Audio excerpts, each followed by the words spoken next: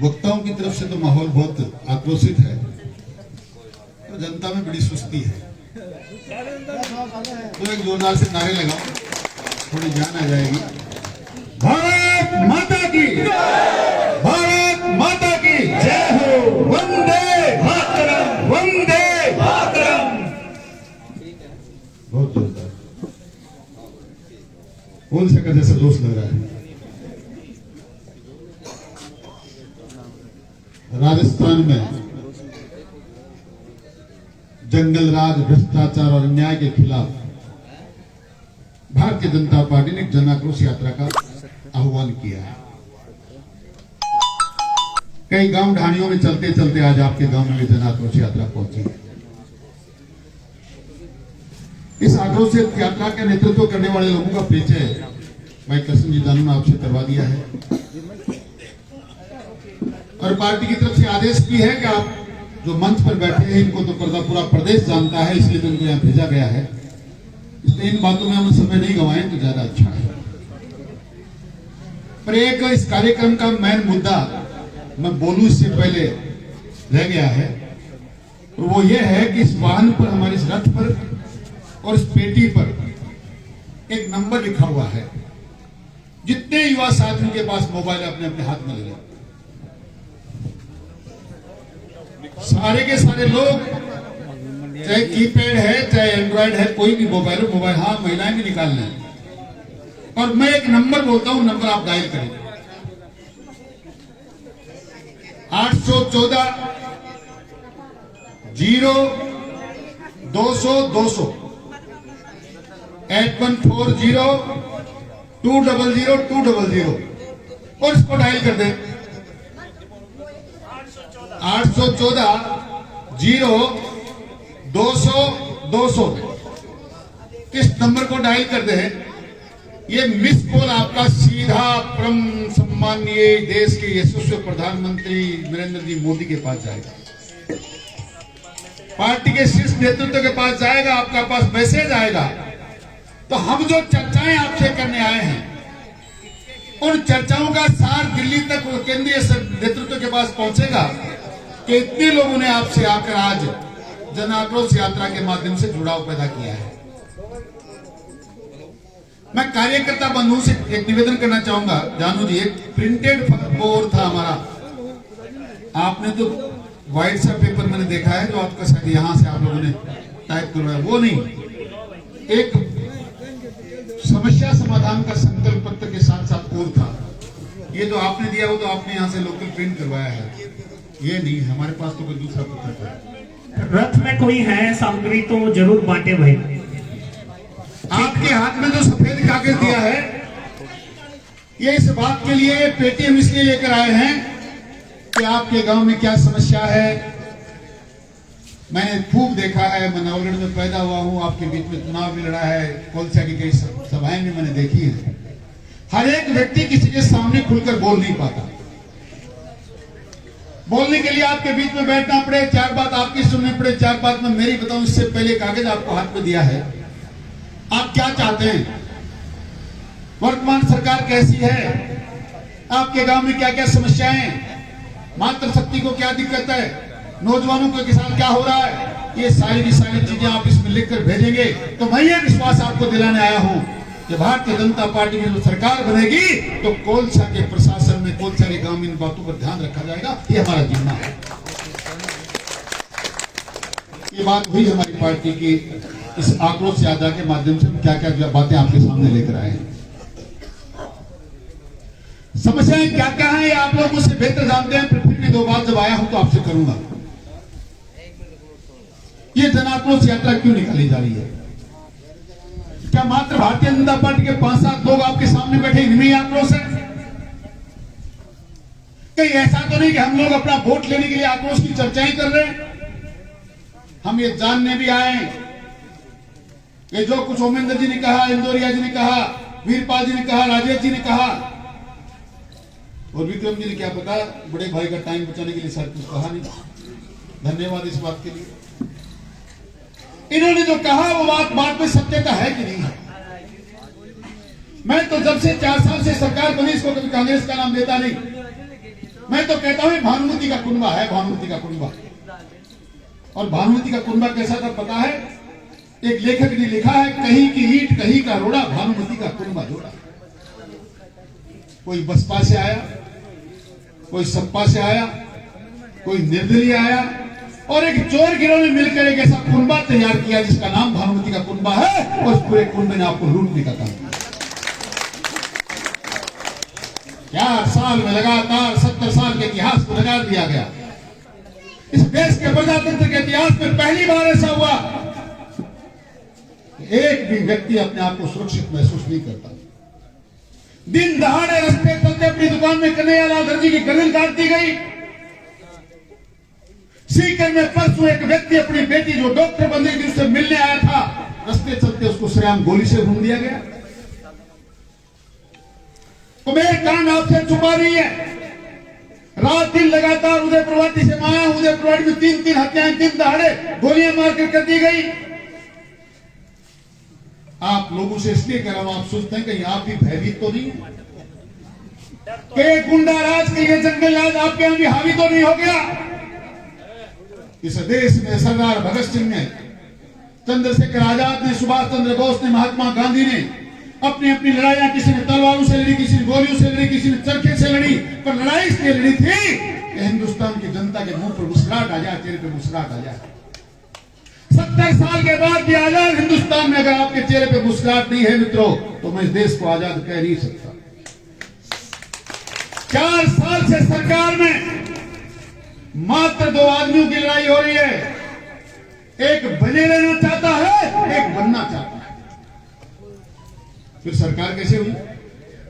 आज भी जब लड़ाई कांग्रेस की यह है कि मैं बनना चाहता हूं, मैं बने रहना चाहता हूं, तो आपका भला कौन करेगा?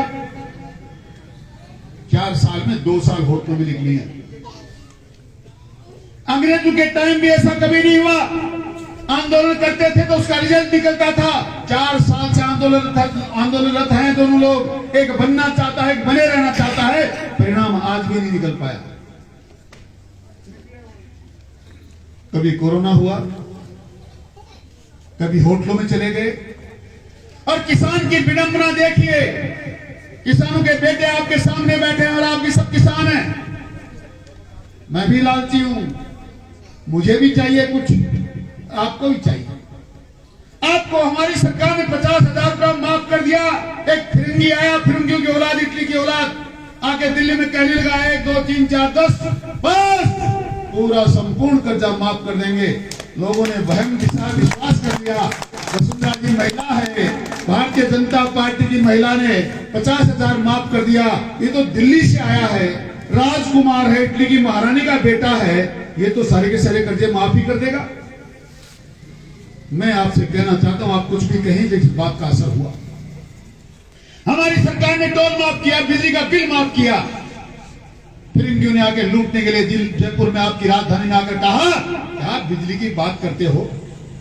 इन्होंने तो आज माफ किया है, हम 5 साल तक बिजली का बिल भी माफ करेंगे, आगे बिल फटने भी नहीं देंगे। ठीक है क्या बात? ये नहीं बढ़ा क्या? 9 बार बिजली का बिल बढ़ा।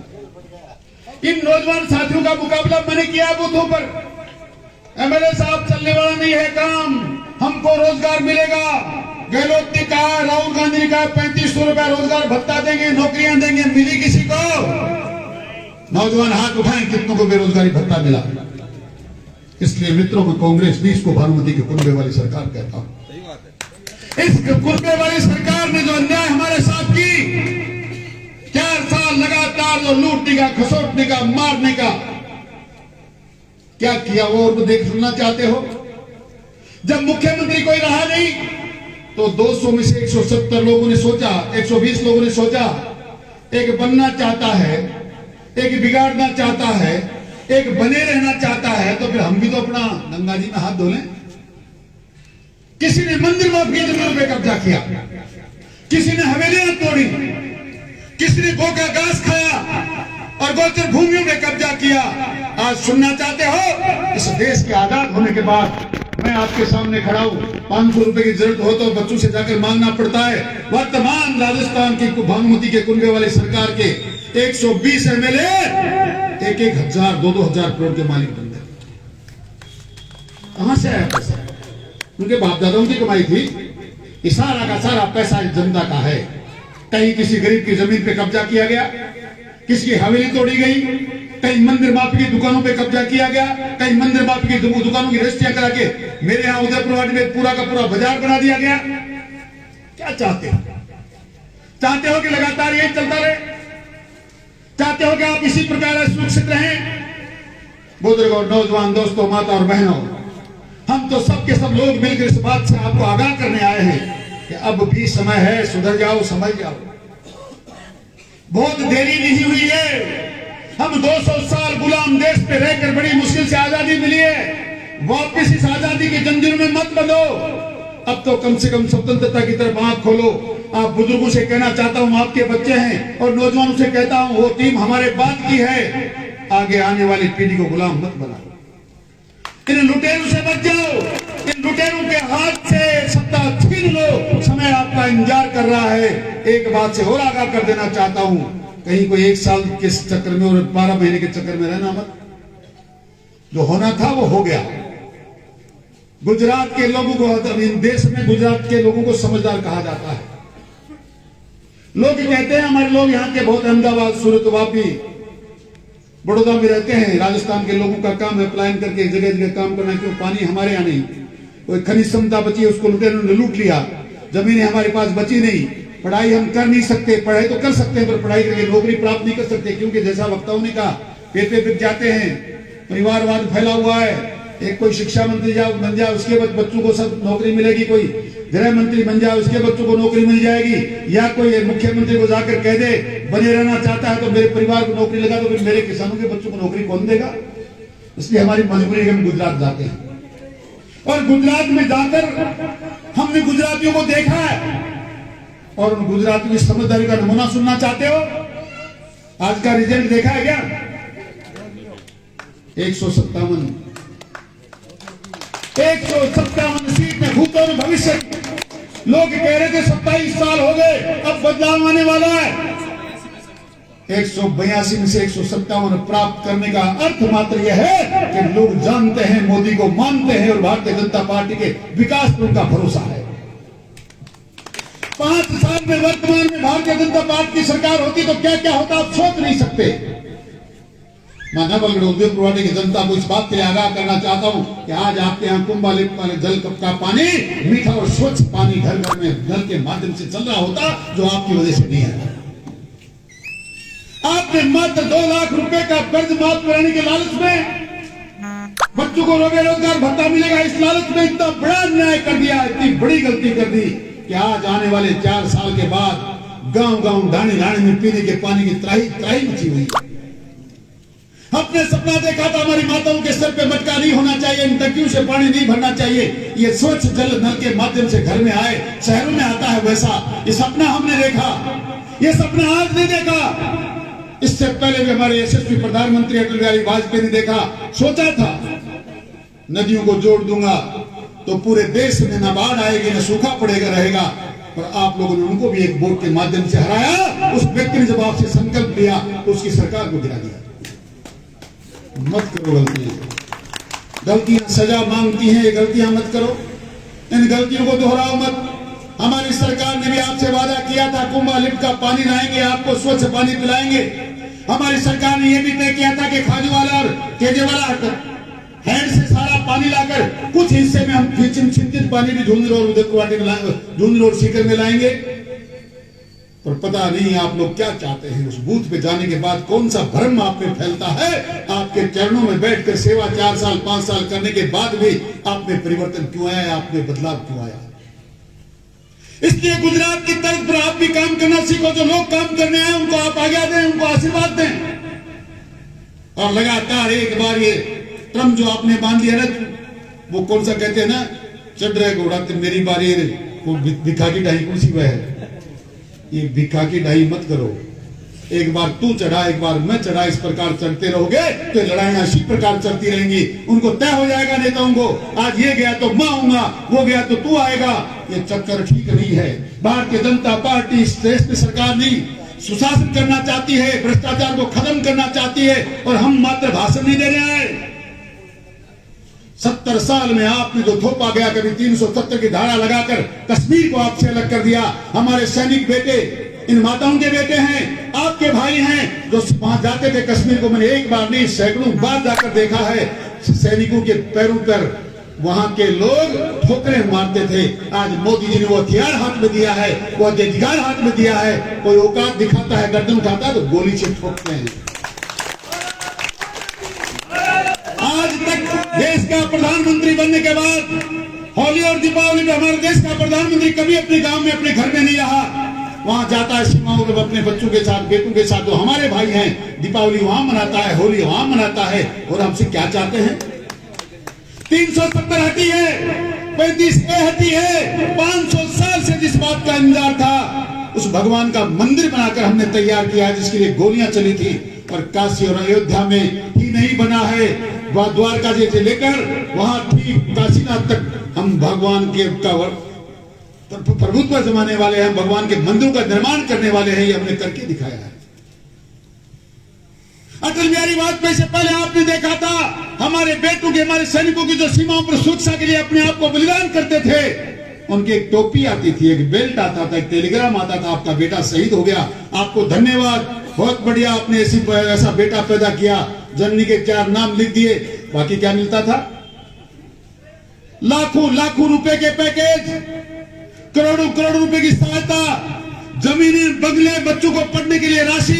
ये भारतीय जनता पार्टी की सरकार कर रही है। लोग कह रहे थे ये अग्निवीर में कोई जाएगा नहीं, लाइन लगी हुई है, 1000 बुलाते हैं, लाखों आते हैं। इनके बहलाव में, इनके बहकाव में, इनके छलाव में आने की जरूरत नहीं। ये भानुमति के सुन के कुंबे वाली सरकार मात्र पिटारा लेकर आपको लूटने के लिए आती है। उस वक्त आपको शब्दबाग दिखाती है, और ये शब्दबाग इनके आप सबके समझ में आने लगे हैं। गुजरात का परिणाम देख लीजिए, हिमाचल में भी हमारी सरकार बनने वाली है। और आने वाले समय में 2-3-4 महीने के बाद जो राजस्थान में सरकार बनने वाली है, भारतीय जनता पार्टी की सरकार बनेगी। दुनिया की कोई ताकत रोक नहीं सकता। मैं तो आपको ये कहने आया हूं कि नवगढ़ का हिस्सा बनना कि नहीं, आपको इस सरकार का मेंबर बनना है कि नहीं, ये बात तय कर लो। सरकार को बनने से कोई रोक नहीं सकता। इसलिए चाहते हो तो, मैं तो पहली बार ऐसा देख रहा हूं कि इस प्रकार की टीम आपके सामने बैठी है, जिनमें से सब के सब अपने आप को कमल का फूल कहने आए हैं। इस प्रकार का सामंजस्य, इस प्रकार का संगठन कभी हो नहीं सकता। आपको कहीं विचार करने की जरूरत नहीं। ये जब सब एक हैं तो आपको भी बंटने की जरूरत नहीं है। आज तक जनता से मैंने सोचा, पूछा है, कहा है, देखा है, जनता कहती है हम तो संगठित हैं, नेताओं में विघटन है। ये देखिए, नेता अब की बार संगठित होकर आए हैं, आपको भी संगठित रहना है। आपसे निवेदन करना चाहता हूं, ऐसा करोगे तो भारतीय जनता पार्टी की सरकार का हिस्सा नवलगढ़ से भी बनोगे। पहली बार यहां भी कमल का फूल बने खुलेगा, तो रोक नहीं सकता। बातें बहुत सी हैं। इस सरकार के अन्याय की फहरिस्त इतनी लंबी है। महिलाओं किसी के साथ बलात्कार में राजस्थान नंबर 1 है। SC/ST के मुकदमों में मेरे यहां उदयपुर में 84 मुकदमे, सब पे FIR लगी है। कौन सुरक्षित है? किसको न्याय मिल रहा है? यहां न नौजवान सुरक्षित है, न महिला सुरक्षित है, न SC/ST के लोग सुरक्षित है। हर एक व्यक्ति पीड़ित है। उसके बाद भी हम लोग सोच भी कैसे सकते हैं किसी सरकार को, भारतीय जनता पार्टी के सिवा किसी को चुनकर लाएंगे? देवी और सज्जनों, समय वाकई बहुत खराब है। मैंने 70 साल के आजाद हिंदुस्तान में इस प्रकार की सरकार नहीं देखी। ऐसी नकारा सरकार, ऐसा जंगल राज कि एक सरकार में जितने MLA हैं वो सबके सब मुख्यमंत्री, और जाते हैं तो मेरे यहाँ तो एक फिरंगी है जो मुंह से कहता है मुख्यमंत्री मेरा मूड देख के बात करता है। जब विधायकों के मुख्यमंत्री मूड देखकर बात करेगा तो आपको कौन सहायता देगा? आपकी कौन चिंता करेगा? इसलिए मैं ज्यादा समय आपका इसलिए नहीं लूंगा, इनको आगे भी कहीं कार्यक्रमों में जाना है। मैं तो एक दिन आपसे मिलने और सब लोगों से निवेदन करने आया था।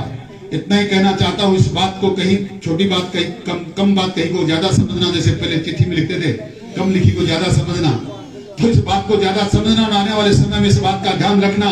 चाहते हो न्याय तो इस प्रकार का काम करो। हम लोग सब मिलकर आपके साथ संगठित होकर आए हैं। जनता एक बार संगठित रहेगी तो अब की बार परिवर्तन को कोई रोक नहीं सकता। आपका बहुत बहुत धन्यवाद। जय हिंद, जय भारत, राम राम साहब।